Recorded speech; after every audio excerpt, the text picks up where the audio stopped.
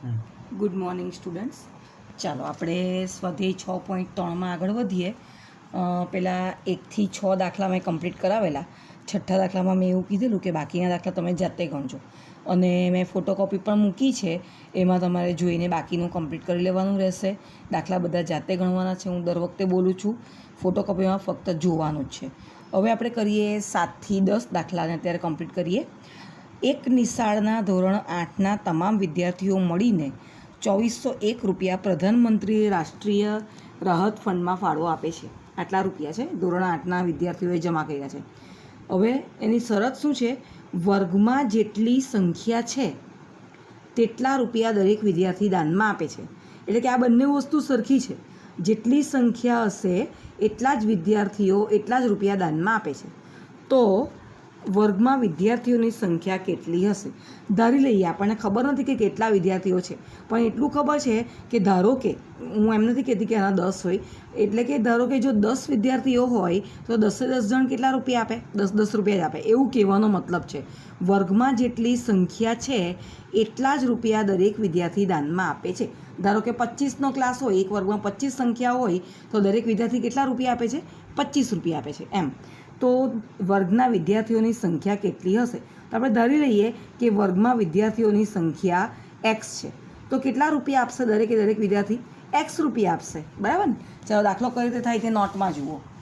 ધારો કે વર્ગમાં વિદ્યાર્થીઓની સંખ્યા એક્સ છે, એટલે દરેક વિદ્યાર્થીએ દાનમાં આપેલી રકમ પણ એક્સ. તો કેટલા રૂપિયા જમા થવાના?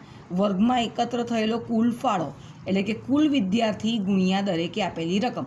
હવે ધારો કે આપણે પહેલું ઉદાહરણ લીધેલું કે ક્લાસમાં 10 વિદ્યાર્થીઓ છે, તો ટીચર એમ પૂછે કે કેટલો ફાળો જમા થયો. 10 વિદ્યાર્થીઓએ કેટલા રૂપિયા આપ્યા? 10 આપ્યા ને, એટલે કેટલો ફાળો જમા થયો? 100 રૂપિયા. તો આની અંદર ધારેલું છે તેમાં પણ એવું જ છે. વર્ગમાં એકત્ર થયેલો કુલ ફાળો કેટલો? કુલ વિદ્યાર્થી ગુણ્યા દરેકે આપેલી રકમ. કુલ વિદ્યાર્થી એટલે એક્સ, અને દરેકે આપેલી રકમ પણ એક્સ, કારણ કે સરખું જ છે. એટલે કેટલા થયા? એક્સનો વર્ગ. એક્સનો વર્ગ થયો, પણ કુલ રકમ તો આપણને ખબર છે, અંદર ચોપડીમાં આપી છે રકમમાં. વર્ગનો કુલ ફાળો રૂપિયા 2401 છે. એનો મતલબ કે જે આપણે એક્સનો વર્ગ ધાર્યો છે એ 2401 છે. એક્સનો વર્ગ 2401 રૂપિયા હોય તો એક્સ એટલે કેટલા? તો 2401નું તમારે વર્ગમૂળ શોધવું પડે. એ વર્ગમૂળ મોડે તો આવડે નહીં, એટલે આપણે કમ્પલસરી અહીંયા બાજુમાં કરીને તમારે બતાવવું પડે. 2401ને 7 વડે ભાગાકાર કરો, કારણ કે મેં જોયું 2 વડે તો થતો જ નથી. 2 વડે નહીં થાય, 4 વડે નહીં થાય, પછી 5 વડે પણ નહીં થાય, કારણ કે એકમનો અંક 1 છે. તો શું આવ્યું હવે પાછળ? 3 વડે કર્યું જોયું તો 4 ને 2 6 ને 1 7, એટલે 3 વડે પણ નહીં થાય, 5 નહીં થાય, 3 વડે નહીં થાય તો 6 વડે પણ નહીં થાય. 7 વડે ભાગાકાર કરો તો 7 વડે આ પ્રમાણે ભાગાકાર કરતાં આપણને મળે છે 49. 7નો વર્ગ ગુણ્યા 7નો વર્ગ, 2 જોડ બનીને, એટલે એક્સ બરાબર 7 ગુણ્યા 7 એટલે 49. એટલે વર્ગમાં વિદ્યાર્થીઓની સંખ્યા કેટલી? 49. હવે તાળો કેવી રીતે મેળવાય? 49 વિદ્યાર્થીઓ છે અને દરેક જણ કેટલા રૂપિયા આપવાના? 49, એટલે પાછો તમારા 49 ગુણ્યા 49 કરો તો કેટલો જવાબ આવવાનો? 2401 રૂપિયા. ખ્યાલ આવ્યો? આ પ્રમાણેનો દાખલો છે. ચાલો હવે એના જેવો સેમ બીજો દાખલો છે, જોઈએ. એક બગીચો છે, એમાં 2025 છોડ એવી રીતે રોપેલ છે કે પ્રત્યેક હારમાં રોપેલા છોડની સંખ્યા કુલ હારની સંખ્યા બરાબર થાય. તો પ્રત્યેક હારમાં રોપેલ છોડ અને કુલ હારની સંખ્યા શોધો. મેં તમને આગળ કહ્યું તેમ સરખું જ છે. પ્રત્યેક હારમાં રોપેલ છોડની સંખ્યા આપણને નથી ખબર, એટલે આપણે એને માટે એક્સ ધારી લઈશું, અને કુલ હાર પણ કેટલા? એક્સ. એટલે જેટલા છોડ રોપ્યા એટલી જ હારની સંખ્યા પણ છે. બંનેને માટે એક્સ ધારી લો, એટલે અહીંયા આવશે એક્સનો વર્ગ બરાબર 2025. સમજ પડી? જુઓ, બગીચામાં છોડના હારની સંખ્યા બરાબર એક્સ, એટલે કે આમ એક આખી લાઈન બને ને એ હાર કહેવાય. છોડના હારની સંખ્યા બરાબર એક્સ, અને દરેક હારમાંના છોડની સંખ્યા, આ 1 લાઈન બની, 2 લાઈન બની, 3 લાઈન બની, જેટલી પણ લાઈન બનશે ને તો હારમાં છોડ એટલા જ હશે. એ પ્રમાણેનું છે. છોડના હારની સંખ્યા એટલે એક્સ, અને દરેક હારમાં છોડની સંખ્યા પણ કેટલી છે? એક્સ. એટલે કુલ કેટલા છોડ રોપાયા? એક્સ ગુણ્યા એક્સ, એટલે એક્સનો વર્ગ. પણ કેટલા છોડ રોપાયા એ આપણને રકમમાં આપ્યું છે 2025. એટલે બગીચામાં છોડની સંખ્યા બરાબર 2025. એક્સનો વર્ગ 2025, તો એક્સ બરાબર કેટલા થાય તે જોઈએ. 2025નો આ પ્રમાણે અવિભાજ્ય અવયવોની મદદથી વર્ગમૂળ શોધો. તો જુઓ, 3 3 3 3 5 5, આવ્યું ને, 3નો વર્ગ 3નો વર્ગ 5નો વર્ગ 3 ગુણ્યા 3 ગુણ્યા 5 એટલે 45, 3 તાળી 9, 9 પચામ 45. એટલે બગીચામાં છોડની હારની સંખ્યા પણ 45 અને દરેક હારમાં પાછી છોડની સંખ્યા પણ કેટલી આવવાની 45. એટલે એનો મતલબ કે 45 લાઈન બનાવેલી છે, 1 2 3 4 5 6 7 8 એમ કરતાં 45. અને એક આ લાઈન બની તેમાં કેટલા છોડ? 45. ખબર પડી? જેટલી હાર બનાવી એ દરેક હારમાં છોડ પણ કેટલા છે? 45. હવે તમે એનો ગુણાકાર પાછો કરી નાખો તો 2025 એ તમારો તાળો મળી જાય. ખ્યાલ આવે છે? આ પ્રમાણેના દાખલા પરીક્ષામાં પૂછાઈ શકે એવા છે. ચલો હવે દાખલા નંબર 9 જુઓ. 4, 9 અને 10 વડે નિશેષ ભાગી શકાય તેવી નાનામાં નાની પૂર્ણ વર્ગ સંખ્યા શોધો. હવે આ એક જે શબ્દ છે ને, નાનામાં નાની, એટલે નિશેષ ભાગી શકાય તેવી નાનામાં નાની, તો એ તમે આગળ ભણી ગયા છે લસા ગુસ્સાવાળું ચેપ્ટર, યાદ છે? લઘુત્તમ સામાન્ય અવયવી અને ગુરુત્તમ સામાન્ય અવયવ. તો નિશેષ ભાગી શકાય તેવો નાનામાં નાનું એટલે કે એને લસા જ કહેવાય. લસા શબ્દ નથી વાપરો, પણ આપણે સમજી ગયા કે 4, 9 અને 10નો શું શોધવાનો છે? લસા શોધવાનો છે. તે પ્રમાણે નીચે પણ છે 8, 15 અને 20 વડે નિશેષ ભાગી શકાય તેવી નાનામાં નાની પૂર્ણ વર્ગ સંખ્યા. એટલે એમાં પણ શું શોધવાનું છે? લસા. હવે જોઈએ કે દાખલામાં નવું શું છે. જુઓ,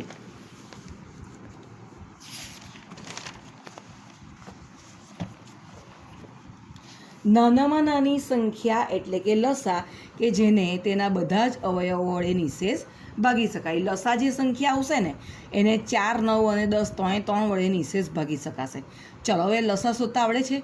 મેં અહીંયા શોધી બતાવ્યું છે. 4, 9 અને 10 બે વડે ભાગાકાર કરીએ એટલે 2 આવે, 2 દુ 4, 9 અને અહીંયા 2 પચામ 10. હવે પાછું 2 વડે કરો, 1, 9 અને 5 એમના એમ. હવે 3 વડે કરો, ઘણા 5 વડે કરી નાખીએ પણ 5 વડે નહીં, 9 આપ્યા છે એટલે અહીંયા પહેલાં 3 વડે થાય. 3 એક અહીંયા એક જ છે, 3 તાળી 9 અને 5. પાછો 3 વડે કરો, 1 1 અને 5. હવે 5 વડે કરો, 1 1 1. કેટલો આવ્યો? 2 દુ 4, 4 તાળી 12, 12 તાળી 36 અને 36 પંચા 180. 180 એ એનો લસા આવ્યો. પણ હજુ શું પૂછ્યું છે? નાનામાં નાની પૂર્ણ વર્ગ સંખ્યા શોધો. હવે અહીંયા આ પ્રોબ્લેમ આવ્યો. 180 એ તો પૂર્ણ વર્ગ સંખ્યા નથી. તમને આની પરથી પણ ખબર પડી જાય છે. પૂર્ણ વર્ગ સંખ્યા હોય તો 2ની જોડ બને ને, 2ની બની, 3ની બની, પણ 5ની તો બની જ નહીં. તો શું કરવું પડે? આપણે આગળ આવા દાખલા ગણી ગયા છે. 180 એ પૂર્ણ વર્ગ સંખ્યા નથી, કારણ કે તેના અવિભાજ્ય અવયવમાં 5ની જોડ બનતી નથી. તો 5ની જોડ બનાવવા માટે શું કરવું પડે? બંને બાજુ કેટલા વડે ગુણવા પડે? 5 વડે. બંને બાજુ 5 વડે ગુણતા શું બનવાનું? 180 ગુણ્યા 5 એટલે કે 900 આવ્યા, 18 પંચા 90 અને આ 0. અને આ બાજુ તો બધી જોડ બની ગઈ. 2નો વર્ગ 3નો વર્ગ તો હતા જ, અને 5 વડે ગુણ્યા એટલે 5નો વર્ગ પણ બની ગયો. તો 900 એ માંગ્યા મુજબની પૂર્ણ વર્ગ સંખ્યા છે. ભલે લસા એ લોકોનો 180 આવ્યો, પણ એ પૂર્ણ વર્ગ સંખ્યા નથી, અને રકમમાં આપણને પૂર્ણ વર્ગ સંખ્યા શોધો એવું પૂછ્યું છે. એટલે પૂર્ણ વર્ગ બનાવવા માટે તમારે જે પણ અવયવ ખૂટતો હોય એને તમારે ગુણી નાખવાનું. એટલે જે સંખ્યા આવી 900 એ માંગ્યા મુજબની એટલે કેવી? 4, 9 અને 10 વડે નિશેષ ભાગી શકાય. તમે જુઓ 900 છે ને, એને 4 વડે નિશેષ ભાગી શકાતું હશે, 9 વડે પણ ભગાય અને 10 વડે પણ ભાગી શકાય. એટલે આપણો એ આ આન્સર કેવો છે? રાઈટ છે. ચાલો પછી ક્વેશ્ચન નંબર 10. નાનામાં નાની સંખ્યા એટલે પાછું આમાં લસા જ શોધવાનું છે. 8, 15 અને 20નો લસા મેં શોધો, એ આવ્યા 120. જુઓ, 2 ચોક 8, 15 15, 2 દાન 20, 2 દુ 4, 15 15, 2 પચામ 10. હજુ 2 એ ચાલે, 2 એકા 2, 15 15 અને 5 5. હવે કેટલા વડે ચલાવીએ? 3 વડે. 3 એકા 3, 3 પચામ 15, 5 5. હવે 5 વડે ચલાવો, 1 1 1. હવે 5 તાળી 15, 15 દુ 30, 30 દુ 60, 60 દુ 120. 120 એનો લસા મળી ગયો. પણ આગળના દાખલામાં ગણ્યું તેમ 120 એ પૂર્ણ વર્ગ સંખ્યા તો નહીં જ આવી. 2નું અહીંયા જોડ બની, આ 2ની જોડ નહીં બની, આ 3ની પણ નહીં બની ને 5ની પણ નહીં બની. તો તમારે આ 3 અવયવ વડે ગુણાકાર બંને બાજુ કરવો પડશે. પરંતુ 120 એ પૂર્ણ વર્ગ સંખ્યા નથી, કારણ કે તેના અવિભાજ્ય અવયવમાં 2, 3, 5ની જોડ નહીં બની. તો જો અમે બંને બાજુ કેટલા વડે ગુણ્યું? 2 ગુણ્યા 3 ગુણ્યા 5. તો 120ને આ સંખ્યા વડે ગુણીએ એટલે આવ્યા 3600. 12 દુ 24, 24, 5 તાળી 15, 15 દુ 30 અને 12 તાળી 36. આવી ગયા 3600. અને આ બાજુ શું કર્યું, બધાના વર્ગ બની ગયા. અહીંયા આ તો બનેલા જ હતા, 2નો વર્ગ હતો. અહીંયા એક 2 વડે ગુણ્યું એટલે એ પણ 2નો વર્ગ આવ્યો. અહીંયા 3 વડે ગુણ્યું એટલે 3નો વર્ગ આવ્યો. અહીંયા 5 વડે ગુણ્યું એટલે 5નો વર્ગ આવી ગયો. તો 3600 એ માંગ્યા મુજબની પૂર્ણ વર્ગ સંખ્યા થઈ ગઈ. ખ્યાલ આવે છે? 2 વસ્તુ કેમ કરવી પડે, લસા કેમ શોધવો પડે, કારણ કે નાનામાં નાની સંખ્યા પૂછી છે એટલા માટે, નિશેષ ભાગી શકાય તેવી. અને આ ગુણાકાર કેમ કરવો પડે, પૂર્ણ વર્ગ સંખ્યા નહીં મળી એટલા માટે. સમજ પડે છે? ચાલો હવે એટલે અહીંયા આપણે સ્વાધ્યાય 6.3 કમ્પ્લીટ કર્યું. આવતીકાલે હું આ બધી ફોટોકોપી મૂકીશ, પણ અત્યારે તમારે આ બધા દાખલા જાતે જ ગણવાના રહેશે. મેં આગળ પણ આવું તમને કહ્યું છે. ચાલો થોડી થિયરી આપણે જોઈ લઈએ. હવે એક નવો ટૉપિક છે, ભાગાકારની રીતે વર્ગમૂળ શોધવું, જોઈ લઈએ. તે પહેલાં અહીંયા વિચારો, ચર્ચા કરો અને લખો એવું આપ્યું છે, તે જોઈએ. n અંકોવાળી પૂર્ણ વર્ગ સંખ્યાના વર્ગમૂળની સંખ્યા શોધો. અને એકી સંખ્યા હોય કે બેકી સંખ્યા હોય તેના વિશે આ ચર્ચા કરવાની છે. એ હું તમને આના પછી સમજાવું. પણ આ એક સૂત્ર છે, આપણને આપેલું સૂત્ર હું તમને હમણાં કહું, તમને ખબર પડશે. શું પૂછ્યું છે આમાં તે પહેલાં જોઈએ. n અંકોવાળી પૂર્ણ વર્ગ સંખ્યા. હવે ધારો કે 16 ને 25 ને એવી નાની નાની સંખ્યા હોય ને, તો તમે એનું વર્ગમૂળ કાઢો તો તમને ખબર પડે કે એમાં કેટલા અંક આવ્યા. જો હું એક સંખ્યા આપું છું 25 એ પૂર્ણ વર્ગ સંખ્યા છે. હવે એનું વર્ગમૂળ શોધો. 25નું વર્ગમૂળ કેટલું આવે, 5 આવ્યું. એટલે મેં તમને એવું પૂછ્યું કે જો કોઈ સંખ્યા આપેલી હોય તો તેના વર્ગમૂળમાં કેટલા અંકો આવે. નાની સંખ્યા હોય તો તમે મોડે મોડે કહી દીધું. ચાલો હું બીજું કહું છું, 100 એ કેટલા અંકની સંખ્યા છે, 3 અંકની સંખ્યા છે, બરાબર. એનું વર્ગમૂળ કેટલા અંકની સંખ્યા આવશે, 2 અંકની. કેવી રીતે કહી શકાય, કારણ કે તમને મોડે છે. 100નું વર્ગમૂળ 10, 36નું વર્ગમૂળ 6, 49નું વર્ગમૂળ 7. પણ અહીંયા એવું કહેવા માંગે છે કે જો બહુ મોટી સંખ્યા આપેલી હોય તો એનું વર્ગમૂળ નથી શોધવાનું, એના વર્ગમૂળમાં કેટલા અંકો હશે એ માટેનું સૂત્ર આપ્યું છે. જો એકી સંખ્યા હશે ને તો n+1/2, અને જો બેકી સંખ્યા હશે તો n/2. આ અત્યારે ખાલી જોઈ રાખો, હું તમને નોટમાં ફરીથી સમજાવું છું. એ પહેલાં આપણે શું મથાળું માર્યું છે, ભાગાકારની રીતે વર્ગમૂળ શોધવું. કઈ રીતે શોધાય તે હું તમને અહીંયા સમજાવું છું. ચાલો હવે અહીં એક એક્ઝામ્પલ આપ્યું છે, 529. 529નું આપણે ભાગાકારની રીતે વર્ગમૂળ શોધવું છે. તમને એમ થાય કે કેમ પાછી આ રીત કરવાની. જો બહુ મોટી સંખ્યા આવી જાય અને એનું વર્ગમૂળ શોધવું હોય તો ભાગાકારની રીત ઇઝી પડે. એટલા માટે પેલું તમે જોયું કે 2 વડે ભાજ્ય સંખ્યા આવી ગઈ તો તમારે બહુ મોટું ગણવું પડતું હતું. તમે આગળ દાખલા ગણ્યા એમાં તમને એક્સપિરિયન્સ હશે કે બહુ મોટો દાખલો થઈ જતો હતો. પણ એ જ દાખલો જો તમે હવે ભાગાકારની રીતે શોધો તો બહુ નાનો થઈ જાય. એટલે આ રીત પણ તમારે સમજી લેવી જરૂરી છે. 529 છે ને એને પહેલાં આપણે છે ને એકમથી શરૂ કરીને 2ના ગ્રુપમાં વહેંચવાની. જુઓ, 29 પર એક જૂથ બનાવ્યું એટલે 2ની જોડી બનાવવાની એમ. હવે અહીંયા તો 5 એકલા જ છે તો કંઈ નહીં, એ એકની જોડી બનાવી દેવાની, બરાબર છે. 4 સંખ્યા હોય તો શું થાય, 2ની 2 જોડી બને. 3 હોય તો 2ની 1 જોડી બની અને બીજું 1 જોડી બની એમ. હવે તમારે ભાગાકાર કરવા માટે ઘડિયા બોલવાના. પણ ઘડિયા કેવી રીતે બોલવાના ખબર, 1 એકા 1. સાદો ભાગાકાર કરવાનો નથી, છે ભાગાકારની રીત જ, પણ સાદો ભાગાકાર નહીં, આમાં વર્ગની રીતે ભાગાકાર કરવાનો છે. 1 એકા 1, પછી 2 બોલવાના, પછી 1 દૂધું એવું નહીં ચલાવવાનું, 1 તાળી 3 એવું નહીં ચલાવવાનું. હવે 1થી નહીં ચાલે, 1થી ચાલે પણ હજુ સંખ્યા નાની છે. 2 ભાગ ચલાવો તો 2 દૂ 4, હજુ તો 5 છે ને આપણી પાસે. કેટલા છે આપણી પાસે, 5 છે. 2 દૂ 4 એમ ચાલ્યા. હવે એમ થાય કે ના 5 શું કામ, હજુ તો 5 છે એટલે વાર છે ને. તો હવે શું બોલવાનું, 3, 2 પછી 3 આવે ને તો 3 તાળી 9, તો 9 તો વધી ગયા ને એટલે 9 નહીં ચાલે, 3 નહીં ચાલે. તો અહીંયા કેટલા વડે ભાગાકાર કર્યો, 2 દૂ 4, બરાબર. 5માંથી 4 ગયા એટલે 1 વધ્યા. હવે તમારે આખું જોડકું નીચે ઉતારવાનું, એટલે ડાયરેક્ટ 29 તમારે નીચે ઉતારવાના અને જે 2 અહીંયા લખેલા ને તે 2 પાછા અહીંયા ઉમેરવાના, એટલે 2 ને 2 અહીંયા 4 થશે. આવું તમને આગળ હું પાછું ફેરવું ને એટલે તમને ખબર પડશે.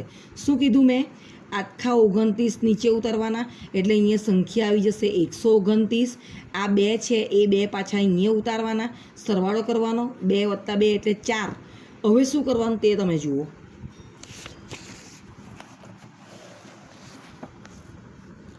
જુઓ 129 આવ્યા, પછી 2 નીચે ઉતાર્યા એટલે અહીંયા 4 થયા.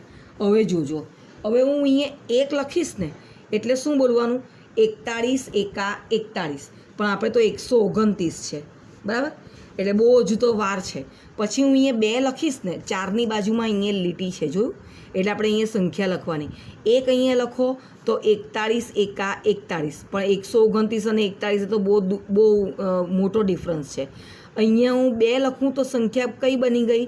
42, તો 42 ગુણ્યા 2 કરવાના, એ પણ બહુ વાર લાગશે. અહીંયા 3 લખું તો કઈ સંખ્યા બને? 43, તો 43 ગુણ્યા 3 કરવાના. તમારે આ સાઈડ પર કર્યા કરવું પડશે, બરાબર? તો ખ્યાલ આવશે. તો હવે અહીંયા જુઓ, 43 ગુણ્યા 43 કર્યા ને તો 129 આવી ગયા. આની અંદર ભાગ વધશે નહીં, ધ્યાન રાખજો. નિશેષ ભાગાકાર જ થશે, કારણ કે આપણે વર્ગમૂળ શોધીએ છીએ. એટલે નિશેષ ભાગાકાર આવે ત્યાં સુધી તમારે ગુણાકાર સાઈડ પર કરતા રહેવાનું. તો અહીંયા 3 વડે ગુણાકાર કર્યો, 43 ગુણ્યા 3 તો આવ્યા 129, 0 આવી ગયા. તો આનું વર્ગમૂળ કેટલું આવ્યું? 23. ઉપર જે જવાબ આવે ને, ભાગાકાર કરતાં જે જવાબ આવે ને તે એનું વર્ગમૂળ આવી ગયું, જોયું? એટલે અહીંયા ખાલી મગજથી રીત અપનાવવાની છે તો તમારો જવાબ આટલામાં જ આવી જાય. હવે એક બીજી પણ ટ્રીક છે. 43 કર્યા ને અને 3 કર્યું ને એટલે એ 3 પાછા આની અંદર ઉમેરો. 43 ને 3 કેટલા થયા? 46. તો અહીંયા જે આવે ને તેનો ગુણ્યા 2 અહીંયા જવાબ આવે. 23 દુ 46. એટલે આ તમારો તાળો પણ મળી જાય આ રીતે. અહીંયા ચોપડીમાં નથી બતાવ્યું, પણ આ હું તમને ટ્રીક કહું છું. ખ્યાલ આવી ગયો?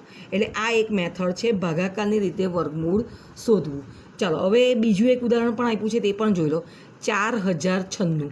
હવે આપણે જોડ બનાવવાની. પહેલાં તો 96 એટલે એક અહીંયા બનાવી, બબ્બેની જોડ બનાવવાની ને, અને બીજા 40. ખ્યાલ આવ્યો? 96 અને 40. હવે અત્યારે 6 એ કર્યો છે, પણ આપણે પહેલાં 1થી શરૂઆત કરીએ. 1 એકા 1. હવે 40 કાને 1 કા બહુ દૂર પડી જાય, એટલે 1 વડે ભાગાકાર નથી કરવો, 2 વડે કરીએ. 2 ગુણ્યા 2, 2 દુ 4, હજુ બહુ વાર છે. 3 લઈએ, 3 ગુણ્યા 3, 3 તાળી 9, 4 ચોક 16, 5 પચામ 25, 6 છંગ 36. હવે 36 આવ્યા તો આપણે પણ આગળ હજુ વિચારી શકીએ. 7 સત્યા 49, પણ 49 થઈ ગયા ને, એટલે આ તો નહીં ચાલે. એટલે અહીંયા નોંધમાં લખ્યું પણ છે 40 જે છે આપણું જોડકું, એ કોના વર્ગની વચ્ચે આવે. એટલે દર વખતે તમારે આ પ્રમાણે બોયલા નહીં કરવું પડે, એટલા માટે આ એક ટેકનિક છે બીજી.